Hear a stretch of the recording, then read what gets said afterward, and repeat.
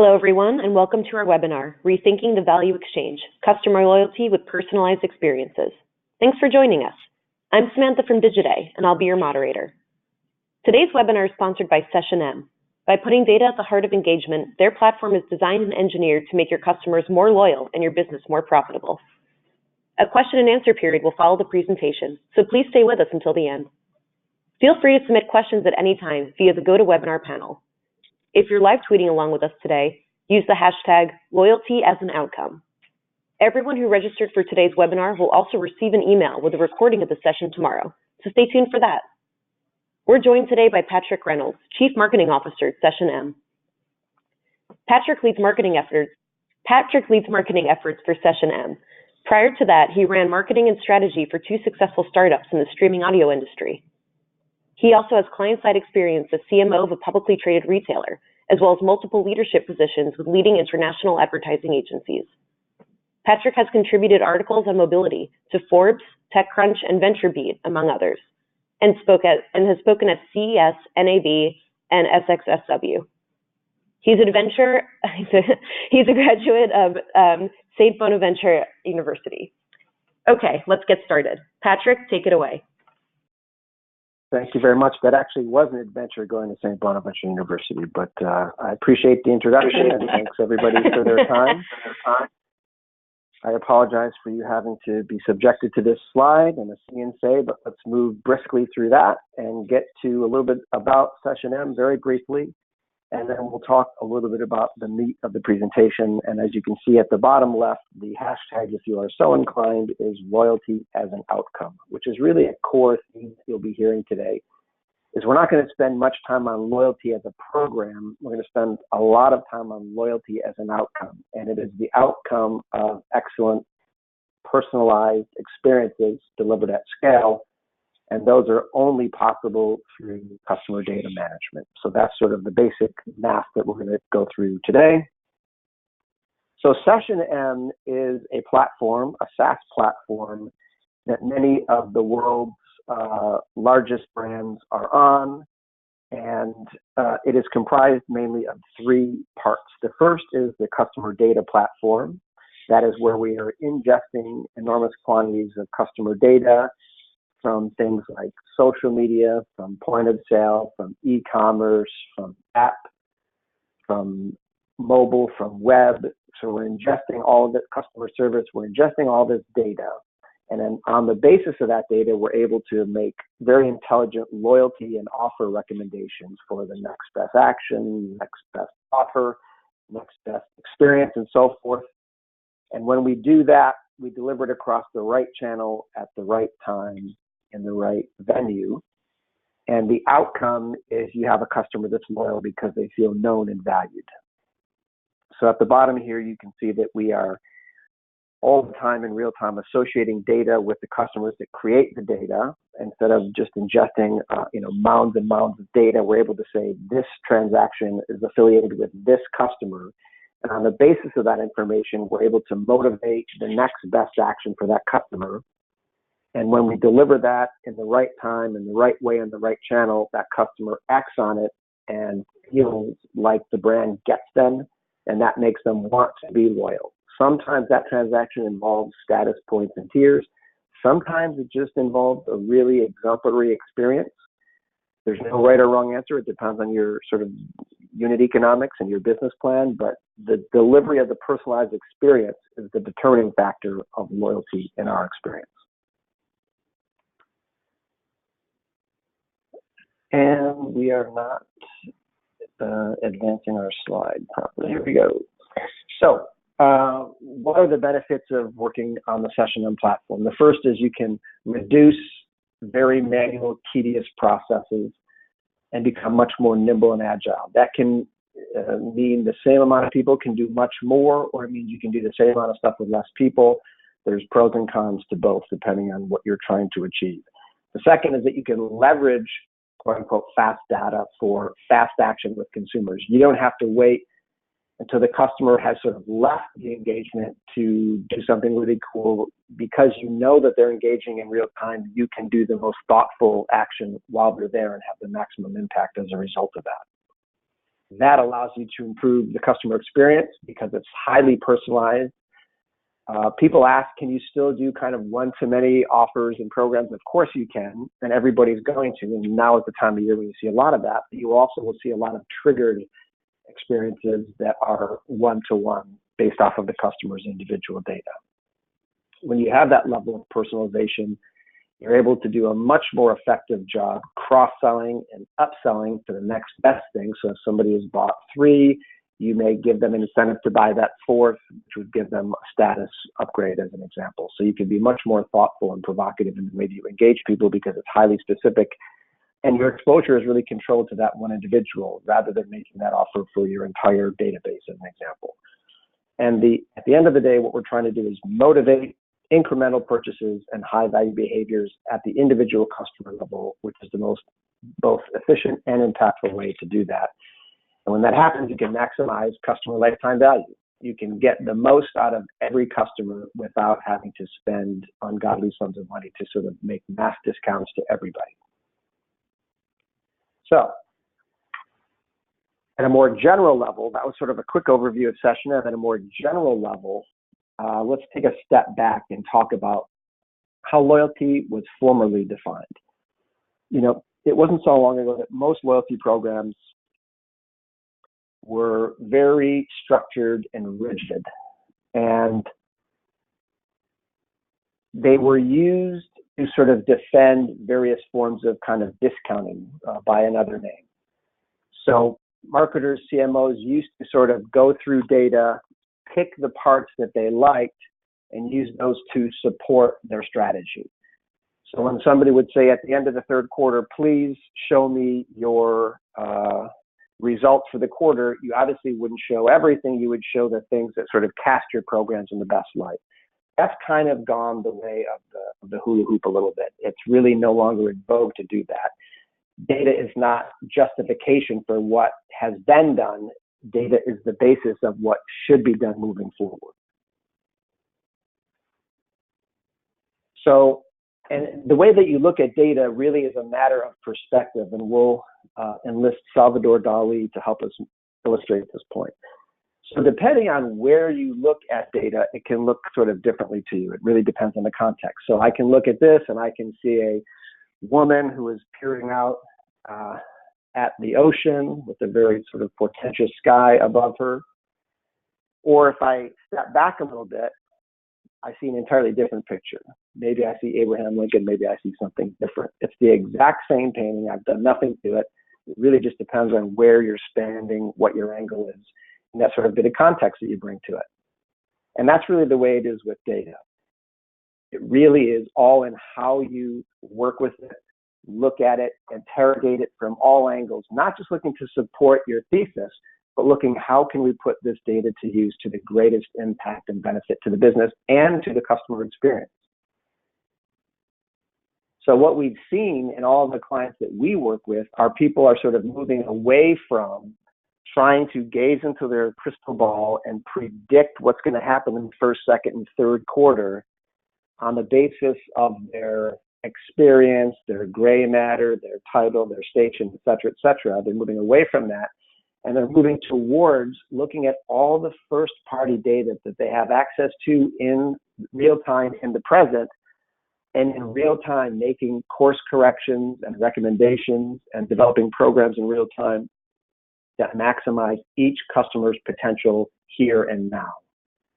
So it's far less thinking about, well, we're begun planning for 2020, and much more, this customer is engaging with my app now. What should I do in this moment to maximize her experience and to maximize my profit potential? An entirely different paradigm is taking place. So similar to that, what we recommend is that customers or prospects stop looking for data to support your strategy. Hold on that a minute. We know everybody is super bright, but just hold on that thought for a minute and start searching for a strategy that supports the existing data. It is nothing less than looking through the other end of the telescope. So instead of saying, I have a theory and then looking for data that supports your theory, you look at your data and say, this is what we should do. It doesn't need support. It's self-evident. The data is clear. Similarly, when people say to me or to one of my colleagues, we need a new loyalty program, that may be the case, but it might not be the case. I typically say, do you need a new loyalty program or do you need more loyal customers? What actually is the end game that you're going for? If you're looking to sort of optimize a program, that's one possibility. But if you're looking for customers to be more loyal, let's get a little lower to the ground and define what that means. Does that mean greater frequency? Does that mean bigger basket? Does that mean greater advocacy? Does that mean lower churn rates? Does that mean lower cost of acquisition because you have more customers in total because less are churning out the bottom? Let's get into the specifics of what you're actually trying to achieve, and then let's put a program together on the backbone of the platform that's going to achieve those ends. So Loyalty 1.0 is recently, maybe 3 or 4 years ago, was you had a brand that would sort of dictate the terms to the consumer. You would have a brand and they would say something to the effect of, okay, if you do this, I'll do this for you, but you have to prove it to me first. So you have to make a ton of purchases and jump through all these hoops, buying specific SKUs at specific times, at specific prices. If you do that, I will grant you a certain amount of points, and those points, may be of relatively low value in and of themselves. It may take, 1 million miles to earn one $100 flight credit to Buffalo. So they weren't necessarily overly valuable points in and of themselves, and there were a lot of strings attached. So that was sort of the first paradigm. And the new paradigm, what we call Loyalty.X, in other words, it's not Loyalty 2.0, it's an entirely different paradigm, and that X stands for experience. It's the loyalty that customers feel when they are delivered amazing customer experiences. The X is for experience. So when you feel a great experience, you want to be loyal to that brand.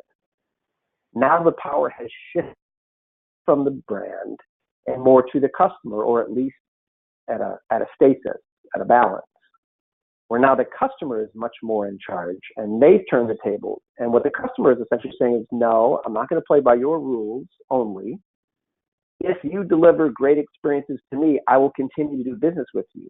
And by implication, if you don't deliver great personalized experiences to me, if you treat me like a number, if you treat me the same as everyone else, regardless of how much I spend with you, how often I visit you, the nice things I say about you, et cetera, if you treat me anonymously, I may just go away altogether.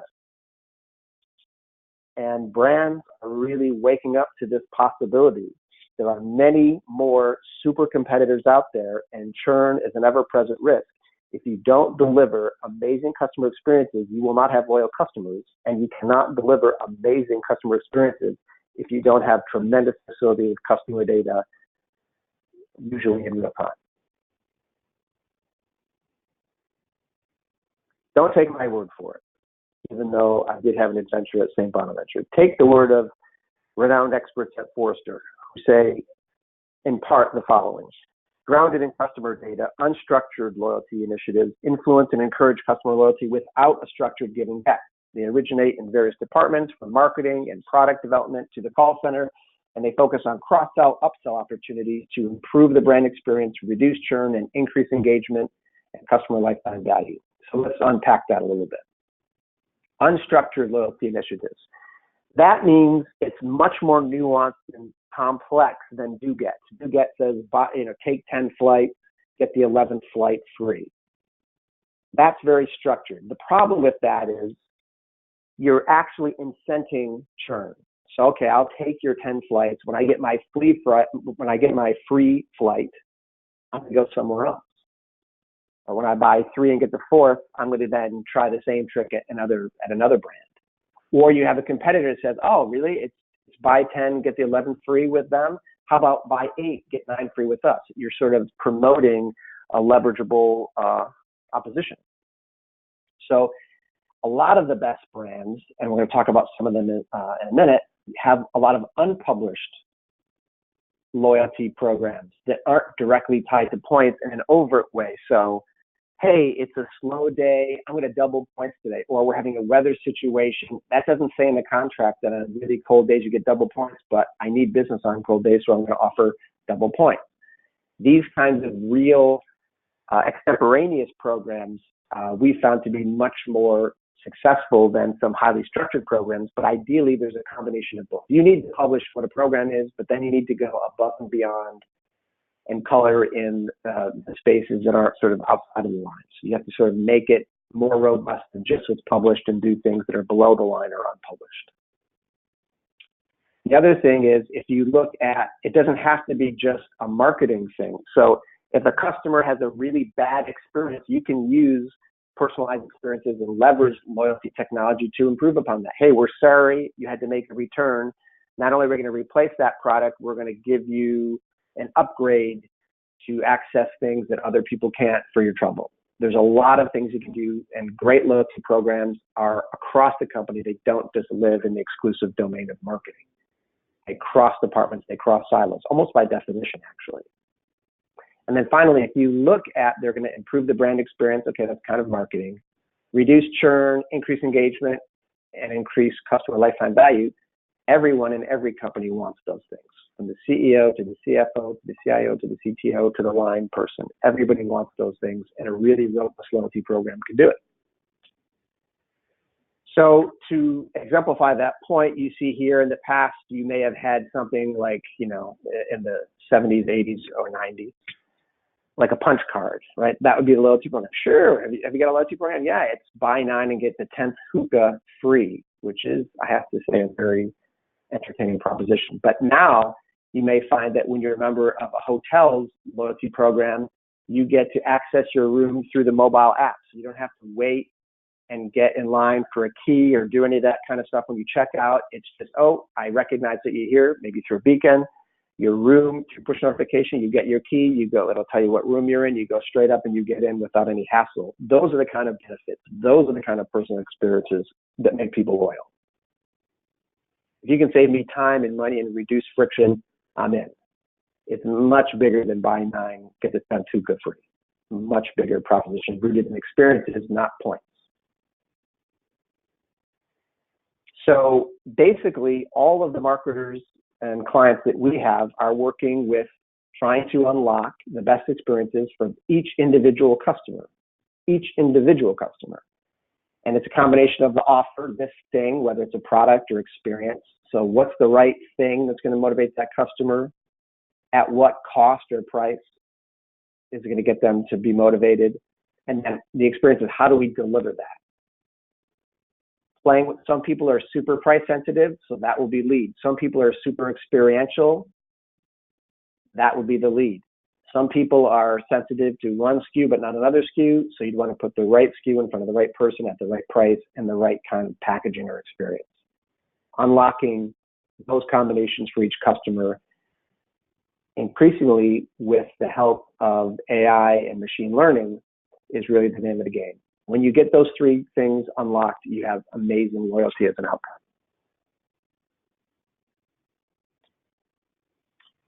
So here is an example of a little bit of data being better than no data at all, but still dangerous. If you have a little bit of data, you can sort of see general outlines of people and you can make kind of assumptions about them, but you don't really know who they are. It actually kind of leads in certain ways to cartoonish, sort of stereotypical engagements. Oh, you're a woman of a certain age, you must be a mom, or I'm going to predict that you're a mom, or you're, a person who lives in the suburbs of a certain demographic, you probably drive a certain kind of a car. It actually can be kind of dangerous, but if you really have a robust customer data platform, you can learn a lot about people, mostly through first party, but you can sweeten it with third party data. And you can move from these sort of stereotypes to really having a full view of who the customer is. So they're not sort of just around the edges. You can really see who you're dealing with. And if you can see who you're dealing with and understand them at the point of engagement, most brands can deliver really awesome experiences if they know who the experience is designed for. It's when they don't that things get very kind of generic and ham-handed sometimes.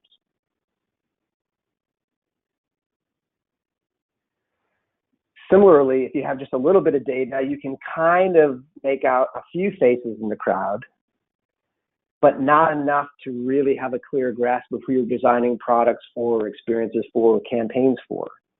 You can, again, kind of see the rough outline. But with a really robust customer data platform and a really robust personalized experience capability, you can really see all the unique individuals with their unique characteristics that make up your overall database or your overall customer base. And in each of those frames, you can unlock the total potential for lifetime value because you know who you're dealing with and you know what their hot buttons are through experience. That's what our platform and other platforms are designed to do, but it really comes down to having facility with first-party data and customer data. So here's some people that we admire.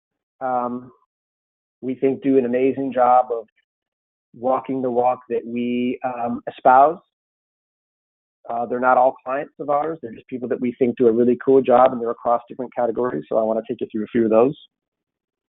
So I think most people think that Starbucks is kind of the gold standard of personalization, where it really feels like you have a unique Starbucks in your pocket on your mobile at all times. The way it'll tell you where you can go. You can order the coffee you had yesterday. You don't have to wait in line. When you get it, it has your name on it. I mean, it's just incredible the amount of personalization that Starbucks delivers. And that's why a lot of people would never get their coffee anywhere else. So through doing these kinds of dashes and incentives that are tailored to the individual based off of their customer data, they're able to get amazing frequency, amazing upsell potential, I would imagine, and so on. So they're just incredible at what they do, and to me, they are the gold standard of personalization, and that's why they have unmatched loyalty, one would presume. Sephora has done an amazing job of taking a vast array of products and making it feel very custom and very personalized for their customers. Their rewards bazaar makes people, feel like they can go and get pro tips on things that may be confusing or daunting to them. It allows them to do things outside of just a straight buy X product, get Y points paradigm. It allows them to leverage people and know-how and expertise in ways that are really cool. And it's just a lot of different ways that customers can earn points and a lot of different ways that customers can experience benefits. And that's kind of the key. Many ways to earn, many ways to not redeem so much, but sort of experience the benefits of personalization. Incredible program that I can tell you has just amazing traction among the people that we talk to. And then Harley-Davidson, very different paradigm, but if you talk about loyalty as an outcome, if you're a Harley-Davidson person, it would probably be unthinkable that you would buy any other kind of motorcycle. It would just be unthinkable. They have done such a good job of making people feel loyalty. It's not the cheapest out there. It's not the fastest bike. It's not the sleekest bike. It's just got a really special connection with the customer. And I think also has the best name. The HOG program, I think, is actually hilarious. But what we found is that HOG members typically spend 30% more than sort of casual owners. So it's not, if you have a bike, you'll spend X. If you are part of the HOG program, you'll spend 130% of X, which is a real return on investment. And it all comes down to tricking out and customization and doing really cool things to make awesome experiences in between purchases for Harley riders. The future of loyalty. So Chipotle has made a lot of noise lately. They've come out very loud and proud about some of the things that they're doing and how really contemporary rewards program is absolutely central to their strategy overall, not their marketing strategy, but their strategy overall. Super fans is really at the heart of their business strategy. And so it goes way beyond buy a burrito, get a point. There's many more facets and tiers to it that make it extremely robust, and they have incredible loyalty as a result of that. So those are a few case studies, a few examples. if there are any questions, now would be a great time to field them.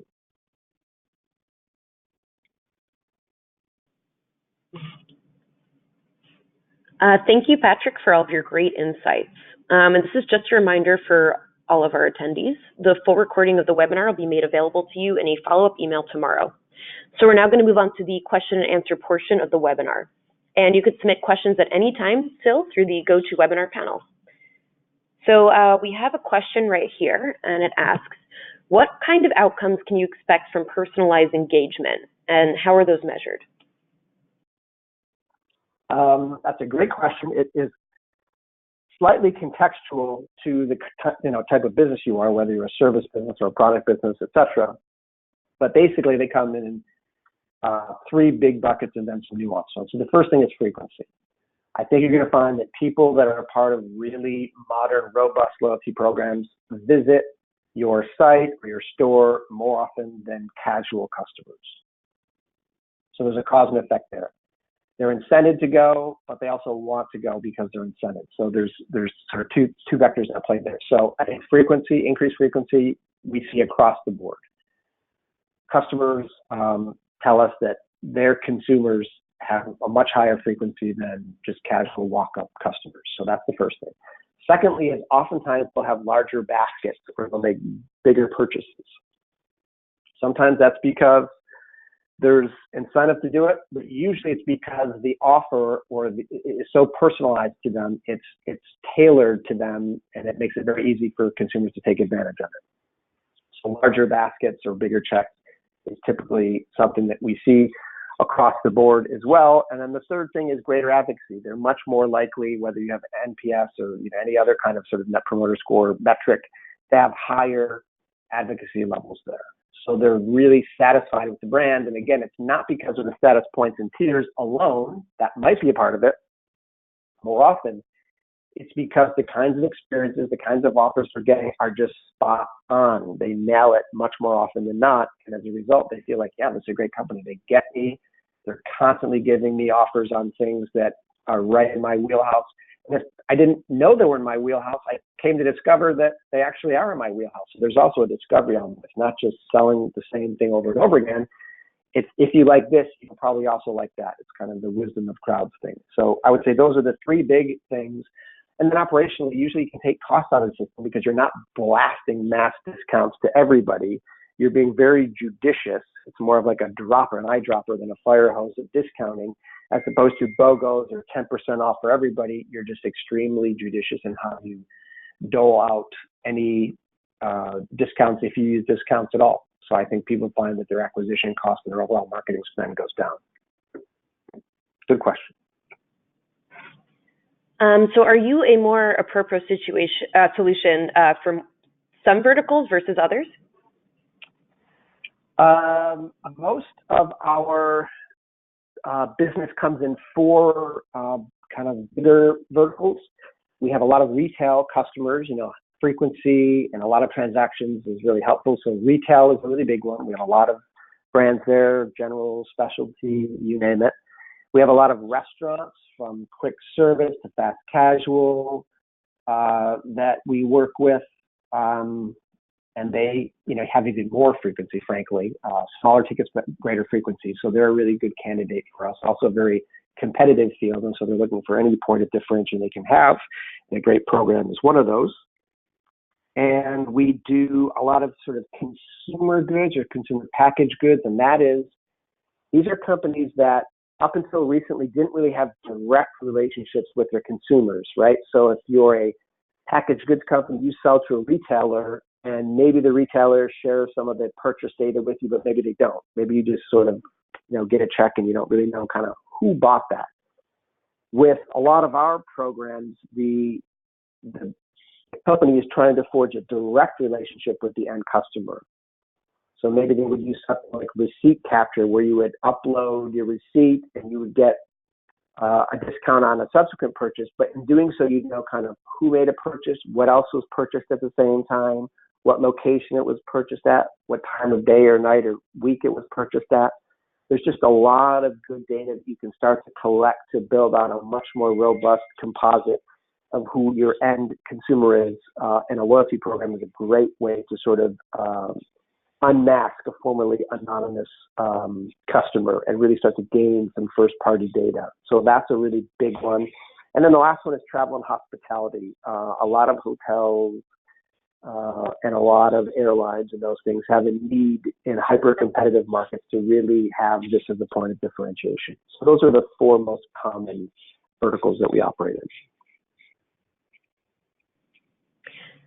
So you've mentioned Starbucks and Sephora. And this question asks, are there any other premium brand examples that we could look into? Maybe one that doesn't do discounts. So I would say that I believe, and please don't take this as a joke, but I think Starwood, has done an amazing job historically on sort of higher end loyalty programs with little kind of unpublished experiences that they would deliver when you check into one of their properties. There would be a dedicated line that you wouldn't have to wait so long. There'd maybe be a room upgrade involved. There might be free Wi-Fi, just little perks that made you, all things being equal, want to go to a Starwood property. Definitely, they're in a challenging situation right now with whatever data incident may or may not have happened. But I personally think that was a really robust program. And you're spending, $300, $400, $500, $600 a night on average, tragically. Little perks count. And frankly, taking that, a lot of that is business travel. And when you take friction out, which is time in line, having to pay for Wi-Fi and fill out an expense report and all that kind of stuff, if you take those things off the table and just make it a simpler, cleaner transaction for people, they love it.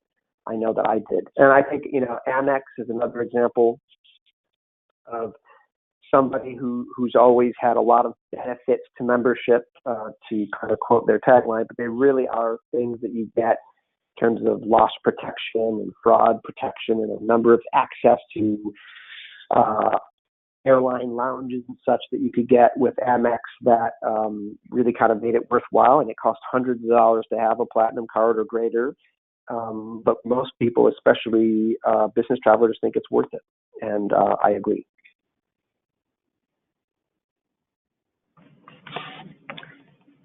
Can you give some examples of non-transactional behaviors that you want to encourage? Yeah, I think, consuming content. Most brands produce a tremendous amount of content that's really good. The question is, how do you get people to consume it? And so I think there are a lot of brands out there that do things to be like, hey, watch this how-to video. And if you watch it, you're going to get some points that you can redeem towards a purchase, but you're also so that's sort of what's in it for the customer. Okay, I watch a video, I get some points, I can redeem these points for a subsequent purchase. But the video itself opens up a range of maybe products or services that I didn't even know about. So I may be taking a discount, but I'm actually going to buy more things because they've exposed me to things that I otherwise wouldn't have. That would be kind of, one sort of example. Or if you're a lifestyle brand, it's maybe, do something healthy, join a health club and receive some points. Register and run and complete a 5K, get some points. There's all kinds of really cool things that you can do that engage people in between transactions. I think that's how to get people to keep your brand top of mind when they're not actually making a purchase. It's to incentivize and reward these little engagements in between actual transactions. And I think the best brands all pretty much uniformly do that. Can you talk about what resources are required to achieve best-in-class loyalty? Whoosh, yeah. So you need a single view of the customer that's always up to date and stored in the cloud. So that is generally a quote-unquote CDP, a customer data platform. There's other ways you can kind of put similar things together, but you have to know who the customer is. And there cannot be different versions of that customer across your different operational silos. So customer service can't have a record of Patrick Reynolds. Point of sale can't have a P. Reynolds.